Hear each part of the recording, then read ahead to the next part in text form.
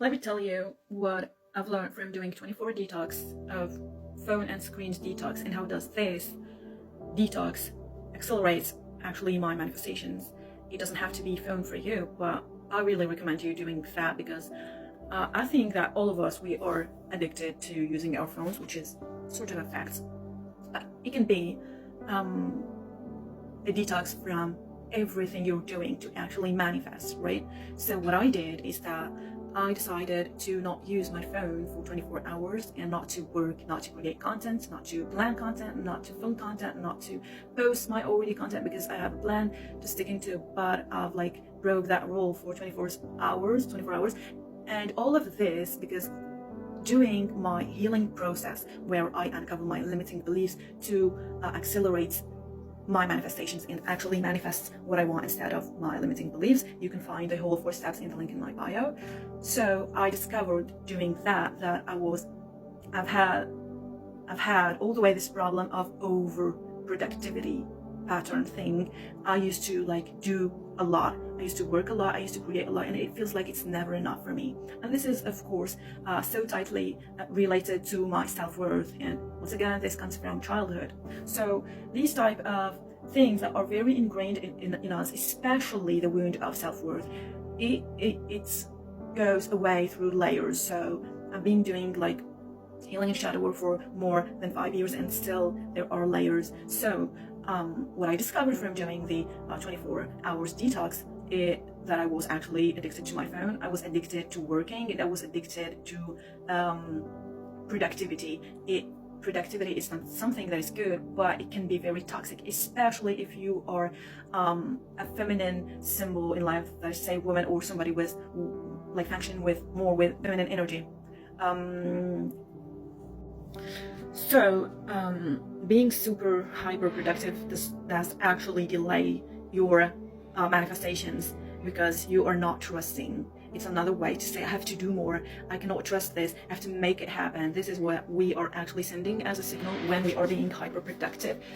So as I decided not to only quit working on my projects, but as well doing anything to fill the void, to fill my time, because it didn't feel for me normal not to do anything, because I have a big wound related to that. Like I used as a child to prove myself through doing things.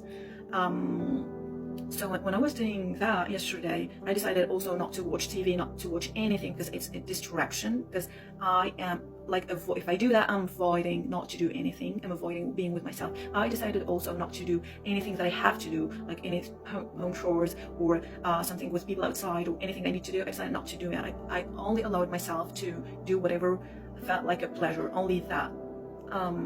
But it had not to be screen related. So what I did is that I took a walk, took breakfast outside, go to the park with my son, and then my son was out of the home, so I was alone. So it was like hard for me to be alone and not to do anything. And then I was just sitting on my couch and observing the sky, because I love to do that, observing the sky. And here it comes, the negative looping. I observed and noticed that my brain was thinking about all the past events, people that had a bad impact on me, and I kept like thinking about that, but I was at the same time conscious about it. So I was just there observing those thoughts and observing the sky and trying not to resist it, because if we resist it, well, it's gonna persist. Then I just did things like I prepared a meal for me, taking my time doing it like mindfully, and then I ate. It felt so weird because I always eat while listening to a podcast or some sort of screen I have with me.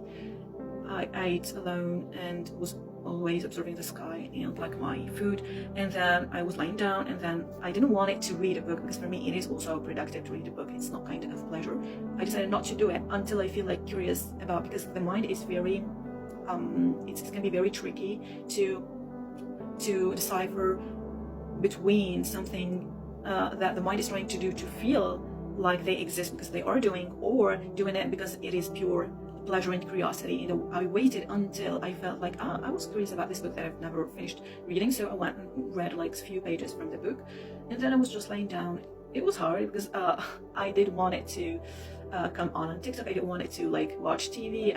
knowing that I'm not a person who watches TV often. Like, I don't watch TV every single day. I don't watch like a lot of movies or stuff like that. But it's just my thinking mind that wanted something to feel productive, because I was programmed to believe that I do only exist, I'm only visible for the adults in my life when I was a child, when I was performing, when I was doing things for them, when I was a good girl. So it does not feel for me natural to just be. I have shame around that, I have guilt around that, it does not feel comfortable. So I was practicing not doing anything.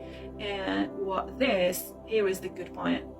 How this accelerates manifestation is that we receive with the feminine side, feminine energy, and feminine energy is all about resting and not feeling guilty and shame about it. So when you actually take time for you and you understand that you don't have to be always doing things to receive because you deserve to receive, you are actually allowing your feminine energy to receive from the universe. You are sending the signal that you are worthy and that you can just receive with ease instead of keeping hustling to have anything.